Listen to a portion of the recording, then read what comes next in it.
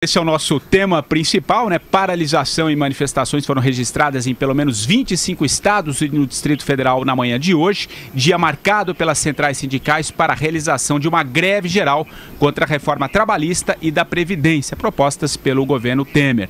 Logo cedo o que se viu foram terminais de ônibus, estações de metrô e trem vazios, devido à paralisação de sindicatos ligados ao transporte público. Professores municipais, estaduais e particulares também cruzaram os braços, além de ferroviários, bancários e aeroviários. Pequenos grupos espalhados pelos estados bloquearam ruas, avenidas e estradas, prejudicando a locomoção de quem não aderiu à greve. Agora há pouco, inclusive, aí no Rio de Janeiro, viu, Andreasa e Madu, tivemos um problema lá na Alerj. O nosso Rodrigo Viga há pouco encaminhou pra gente um vídeo dessa confusão. Eu vou colocar o vídeo e depois já passar pra gente discutir. Coloca aí, Wilson, por favor.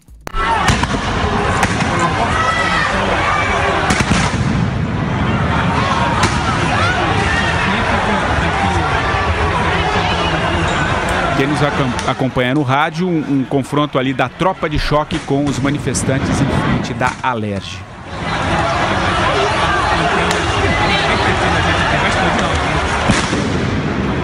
Cenas lamentáveis que a gente viu. Vera, eu começo com você, afinal. O que você está vendo? É uma greve, um grande piquete? Você que acompanhou ao longo do dia, que análise você faz desse 28 de abril, Vera? Patrick, sabe que eu comecei minha carreira no ABC Paulista, né? E uma região que se notabilizou pelas greves ali do fim dos anos 70, início dos anos 80. Como eram essas greves?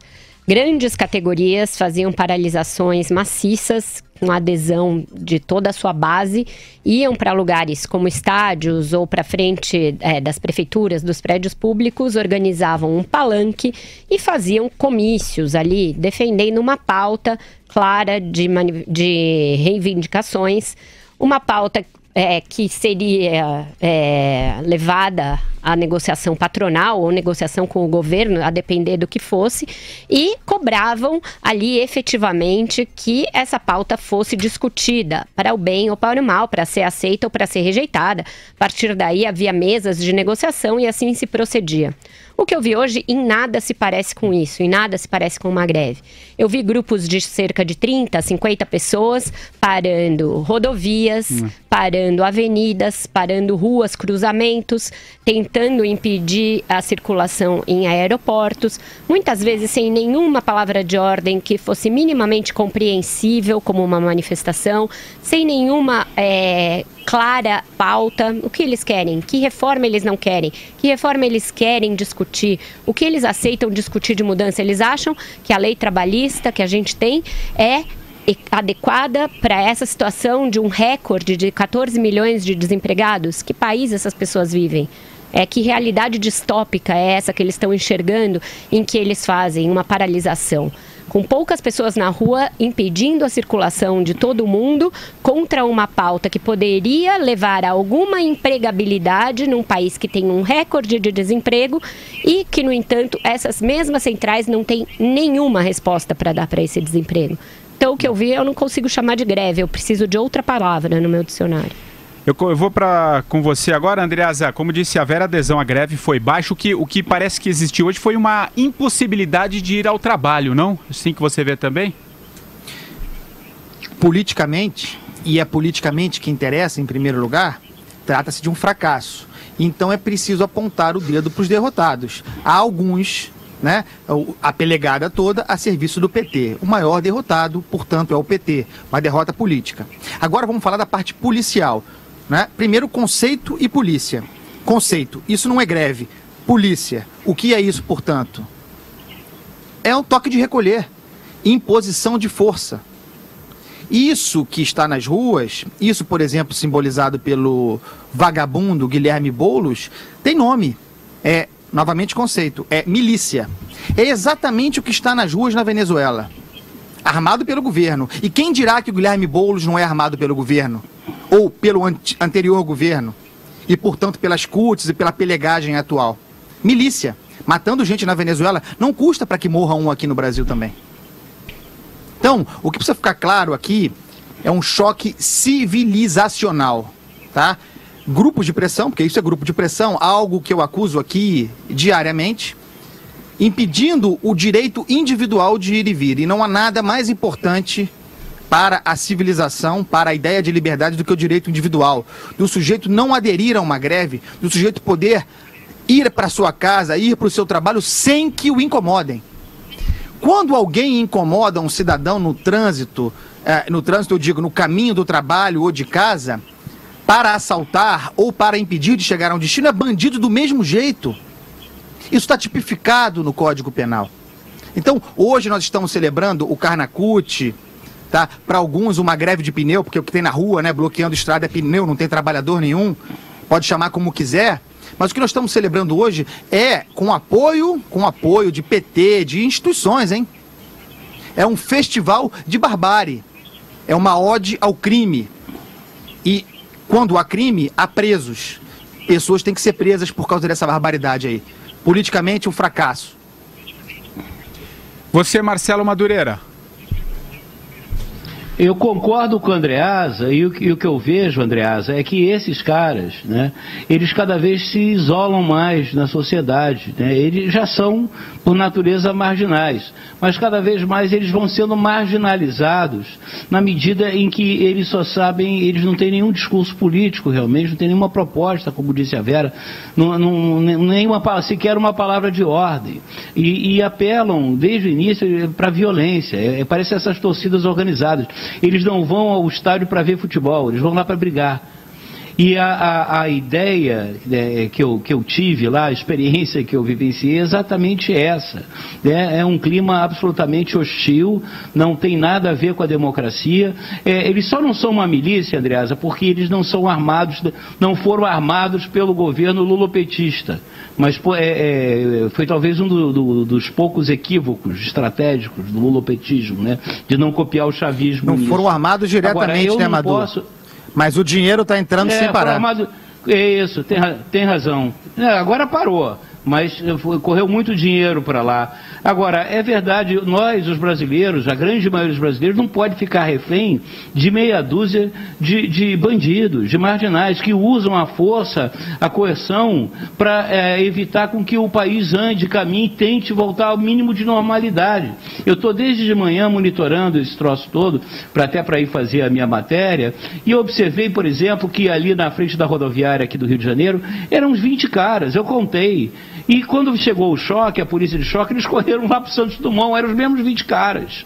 Ou seja, é quadrilha de bandido que deviam ter sido presos. Assim como lá os caras que tentaram me agredir ali na frente da Lerge, deveriam ter sido presos por agressão. Mas não tinha uma polícia, não tinha nenhuma polícia lá. Tinha lá nas escadarias da Lerge, protegendo lá, evidentemente, os nossos honestíssimos, ínclitos deputados estaduais do Rio de Janeiro, né?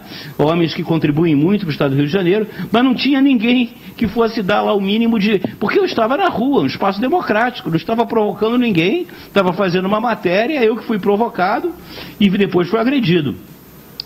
Com relação às rodovias, é a mesma coisa. Andreasa e eu, se a gente com pneus, Andreasa e eu paramos a Dutra, paramos qualquer rodovia, só tacar fogo em pneu. Então essa foi uma greve de fancaria, sabe, um papo furado, e a gente não pode ficar refém desses caras, isso que é muito importante. Vera, eu não duvido eu não duvido que tenha gente, Andreasa, contra as reformas, eu acredito que possa até ser maioria, as pessoas não querem ter seus direitos individuais suprimidos, ou ameaçados, ou adiados, então eu acredito que elas são impopulares, principalmente a da Previdência. Agora, o que eu acho é que as pessoas que pararam hoje, nada ou pouco sabem sobre o que está em discussão nas reformas. Ninguém que foi para a rua queimar pneu tem uma opinião formada sobre as reformas, estava só cumprindo uma ordem. E os que têm opinião formada não foram a esses protestos, simplesmente porque hoje a forma das pessoas se manifestarem mudou. E o que acontece é que as centrais sindicais e os sindicatos não perceberam que o Brasil mudou. Poderiam ter olhado aquela pesquisa do PT que mostra que na periferia as pessoas pessoas querem ser donas do seu destino, elas querem empreender, elas querem ganhar dinheiro, elas querem educação, elas querem vencer pelo mérito, elas querem progredir na vida e elas veem esse tipo de ato como o de hoje um empecilho para essas realizações pessoais delas. Elas acham isso um saco, um aborrecimento. Não são as pessoas, os coxinhas da Paulista que acham isso um saco, um aborrecimento. A moça que trabalha em casa, Thelma, uma moça valorosa, fez universidade, tem um filho que trabalha, que estuda na escola, falou: Dona Vera, eu queria mandar o meu filho para a escola, queria poder trabalhar normalmente. Ela não é uma coxinha, não é uma pessoa da elite, ela é uma pessoa que quer trabalhar, e não porque eu obriguei, porque eu falei: Thelma, pode ficar em casa. Não, Dona Vera, eu já vou ficar segunda-feira, quero trabalhar hoje. As pessoas têm esse pensamento não porque elas são obrigadas.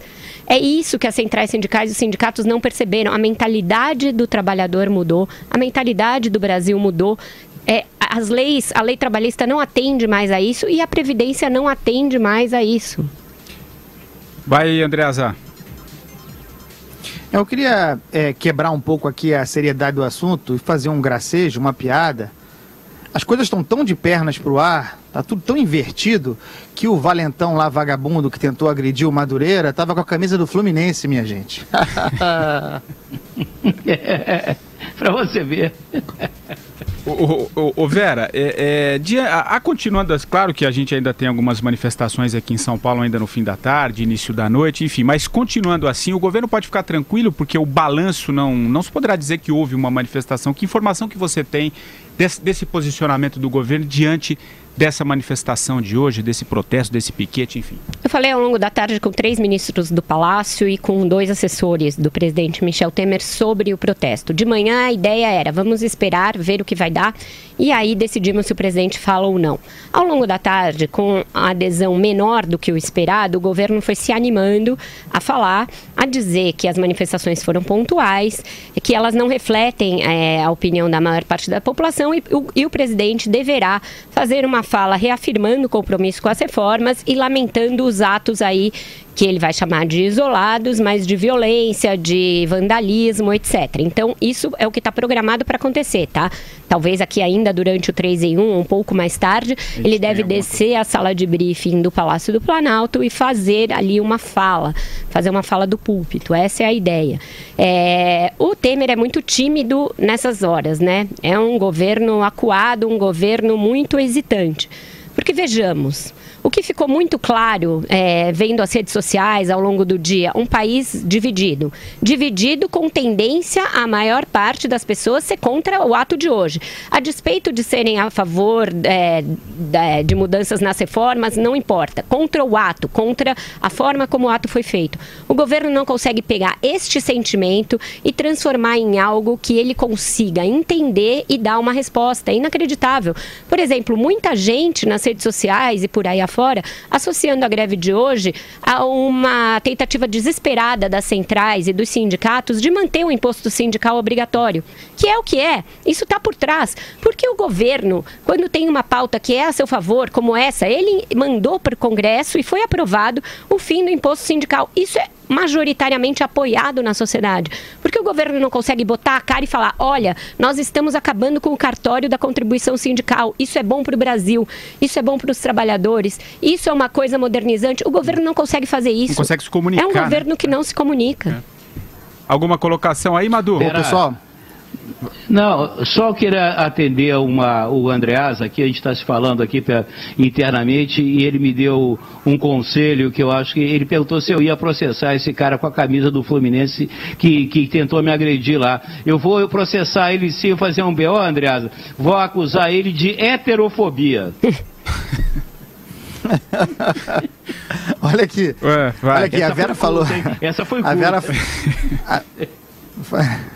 A Vera falou sobre a divisão da percepção da greve, né? Do efeito da greve. Se existe alguma divisão, é nesse mundo da fantasia das redes sociais, Facebook, Twitter, né? Porque na prática, na vida real, se fizesse uma pesquisa hoje com um brasileiro real, aquele que está trabalhando e tal, o rechaço à greve é monumental. A população brasileira não gosta de greve. Você explicou na sua fala anterior. É um estorvo na vida das pessoas. Na rede social, aí tem os esquerdinhas intelectuais da esquerda, os intelectuaizinhos da imprensa, achando greve um barato, rua é legítimo, direito do trabalhador. Aí fica dividido. Mas é uma percepção falsa. Na prática, essa greve é rejeitada. E é por isso que ela é um fracasso. E você tem toda a razão. Era para o presidente Temer deitar e rolar diante disso, fazer política, entendeu? Aproveitar para defender o fim do imposto sindical. Mas evidentemente não vai fazer, né?